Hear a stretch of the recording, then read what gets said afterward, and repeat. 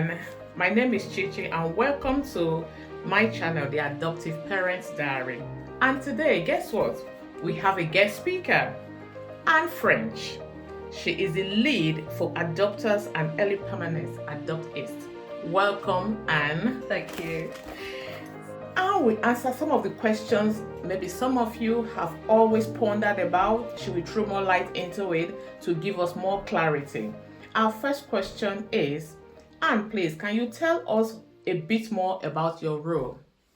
Yeah, so Adopt East is a regional adoption alliance that covers the whole of the east of England. So we have 8 local authorities that we work with, which are Norfolk, Suffolk, Hertfordshire, Essex, Thurrock, Southend, Bedford Borough and Luton. So it's a very big area in the east of England, and we essentially run all of the adoption services for that area. So it's assessing prospective adopters, and then placing children. So we also have all of the children referred into our service who require adoptive placement, and then we family find for those children and place them with prospective adopters. Then we also provide the post-adoption support to all those families as well. Oh, that's brilliant. Thank you. And what qualities do you look for in prospective adoptive parents?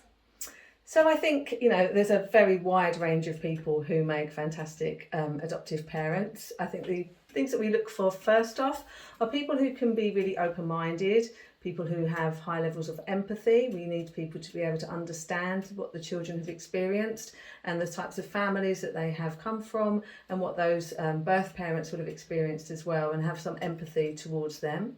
We need people to be resilient, so that when the challenges of adoptive parenting, are more difficult, that they're able to find something within themselves to be able to continue on offering the type of parenting that we need them to.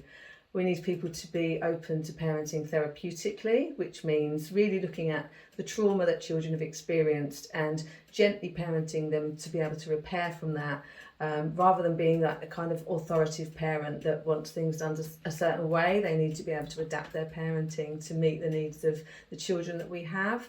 I think we need people to be really open and honest with us. There's a lot of things that people are concerned about that would prevent them being able to adopt, and a lot of the time that's not the situation.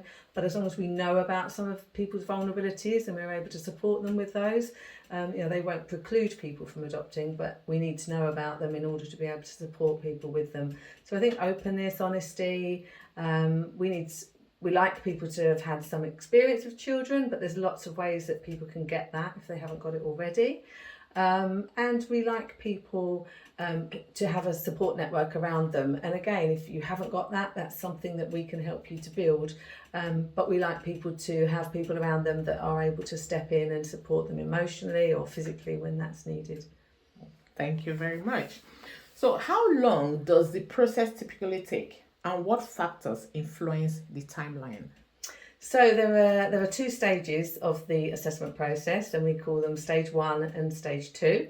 So stage 1 is when we take all the checks and references about people. So obviously there are certain checks that we do to ensure that we are placing children with people who are safe. So those checks include a DBS check. They include local authority checks, any information that's held by local authorities about people. We do a medical check, so we find out information from GPs and just to assess that people don't have any conditions that might impact them as parents.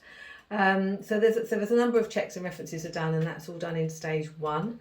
And then once people have got through stage 1 and those checks and references have all been passed, they move into stage 2, which is the actual assessment process. So in stage 2, you're allocated a social worker who comes out to your home, and it's usually around an 8 weeks worth of sessions in your home, sometimes more, not usually less. And so they will then do what we call the home study or the assessment to write the prospective adopters report.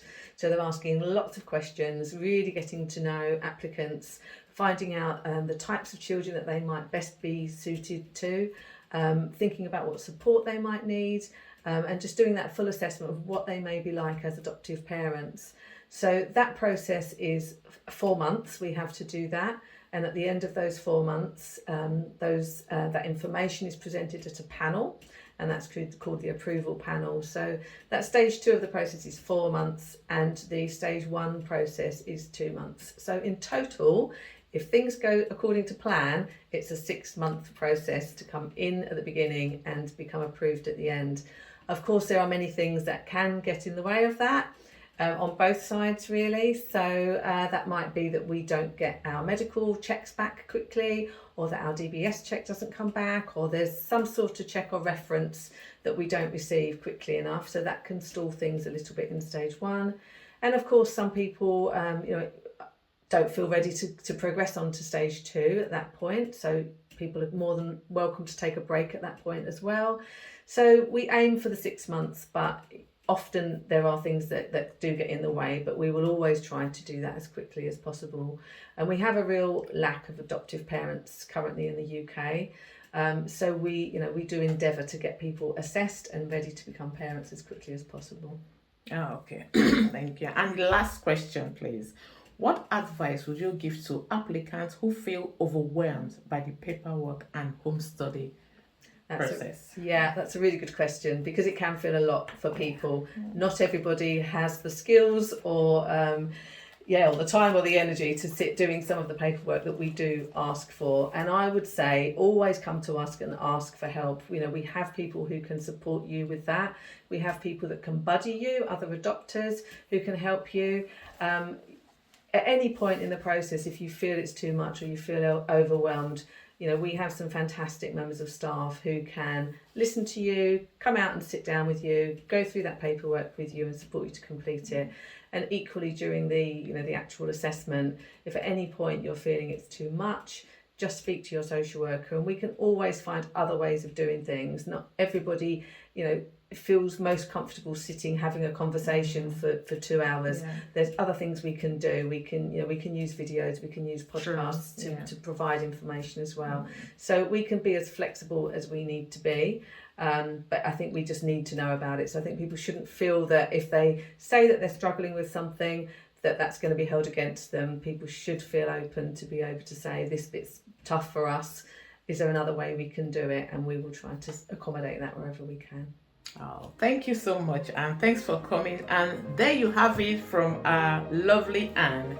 So if you haven't already hit the subscribe button, leave a comment and let me know where you're at your adoption journey. I would love to hear from you. Thank you so much, and thanks for coming. You're welcome. Thank you.